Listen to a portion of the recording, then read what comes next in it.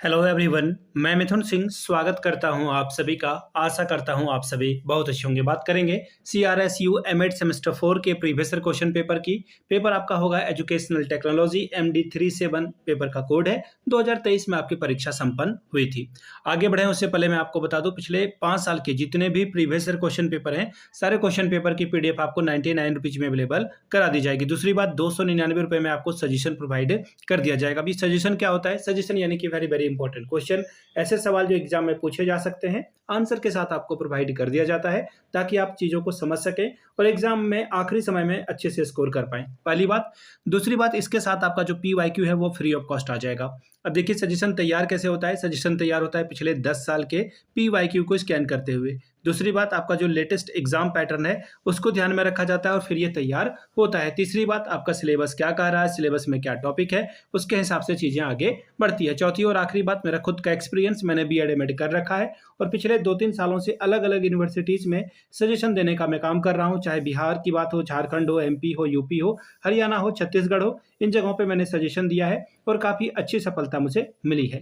अगर आप भी सफलता के भागीदार बनना चाहते हैं तो यहाँ से मेरी ईमेल आईडी आप देख सकते हैं, yourmithunsinh@gmail.com पे आप मुझे मेल कर लें।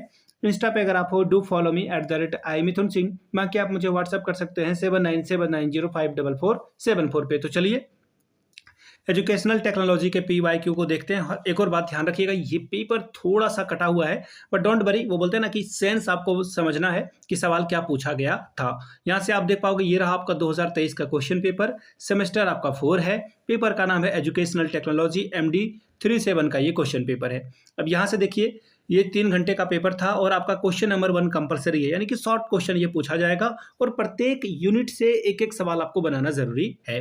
पहला जो क्वेश्चन है 3.5 नंबर, 4 छोटे छोटे जो शॉर्ट नोट्स हैं उसको करना है। मैंने खुद जब एमएड B.Ed कर रहा था मैं तो शॉर्ट नोट्स लिखता था। देखिए CIET के ऊपर आपको जो है डिटेल में एक्चुअली शॉर्ट में अपनी बात रखनी है। Pre active stage of a teaching, इसके बारे में बताना है।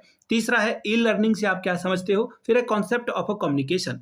CIET क्या है इसके बारे में बताएं, हिंदी में पढ़ दे रहा हूं। शिक्षण की पूर्व क्रिया अवस्था के बारे में बात करें, ई लर्निंग के बारे में बात करें और संप्रेषण की अवधारणा के बारे में बात करें। अब यूनिट 1 का पहला सवाल, explain the meaning of educational technology, how is it related to education, discuss its scope. शैक्षिक प्रौद्योगिकी के अर्थ का वर्णन करें, यह किस तरह से जो है शिक्षा से संबंधित है, इसके क्षेत्र का भी वर्णन कीजिए। 14 नंबर ये आपको देकर जाएगा। अगला सवाल देखिए क्या बोला गया है, what are the component of educational technology, discuss in detail the multimedia approach. शैक्षिक प्रौद्योगिकी के विभिन्न घटक क्या हैं और मीडिया दृष्टिकोण का वर्णन करें, मल्टीमीडिया दृष्टिकोण का वर्णन करें। अगला सवाल, discuss the mastery learning model in details. Mastery learning model का विस्तार पूर्वक वर्णन करें। अब देखिए यूनिट 4 आ चुका है। सवाल है, explain the Bloom's taxonomy of a categorized objective. Bloom के शैक्षणिक उद्देश्यों का वर्गीकरण बताइए।